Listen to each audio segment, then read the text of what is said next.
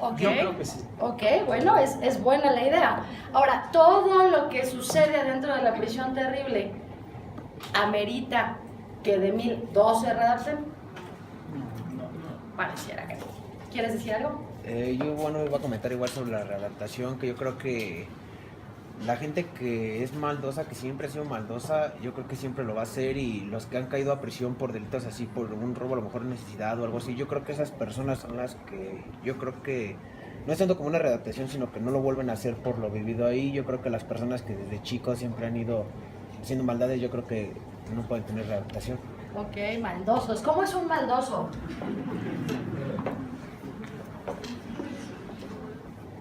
¿Qué más pasa en la prisión? ¿Hay corrupción?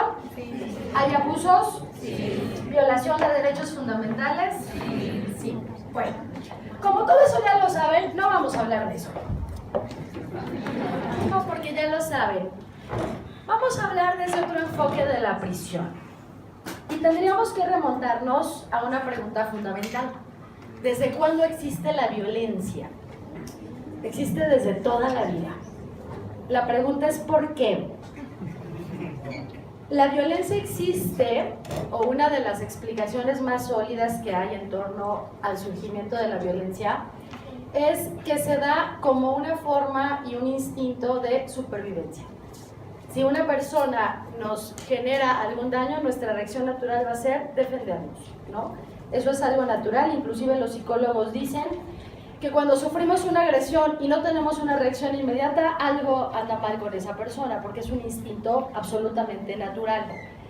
Pero ¿qué pasa con la violencia? La violencia conlleva un deseo natural de venganza. Una venganza, digamos, en el buen sentido, desde esta perspectiva de querer repeler esa agresión o defender a alguno de los nuestros.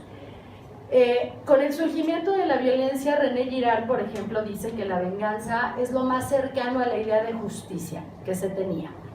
Pero ¿qué pasa con la venganza? Que empezamos a fomentar la ley del talión y entonces sucede esto. Ojo por ojo y el mundo se queda ciego. Así que esto no puede ser.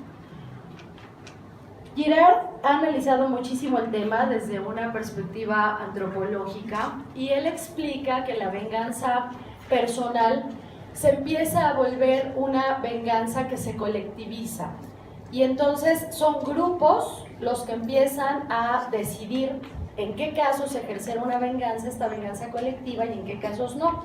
Y de esa manera se conjura toda esa violencia y ese deseo de venganza en una sola persona, desde las épocas más remotas, ¿no? ¿En qué casos sí y en qué casos no? Hay ofensas leves que a lo largo de la historia de la humanidad han ameritado algunas otras formas de solución. Hoy hablamos, por ejemplo, del sistema acusatorio, de los mecanismos alternos de justicia alternativa, de la mediación, de la conciliación, de la justicia restaurativa, que es un concepto muy superior a la justicia alternativa. Pero esto no es nuevo, ni se inventó en México, viene desde las épocas más remotas. En nuestra tradición prehispánica, los consejos de sabios, por ejemplo, integrados por las personas mayores de una comunidad, son las que resuelven los conflictos al día de hoy, porque todavía hay muchos pueblos y comunidades indígenas que se rigen por sus propias determinaciones. Pero ¿qué pasa con ofensas muy graves, como por ejemplo los que en su momento se llamaron delitos de sangre? En estos supuestos no puede haber una conciliación, no puede haber una mediación ni un castigo menor.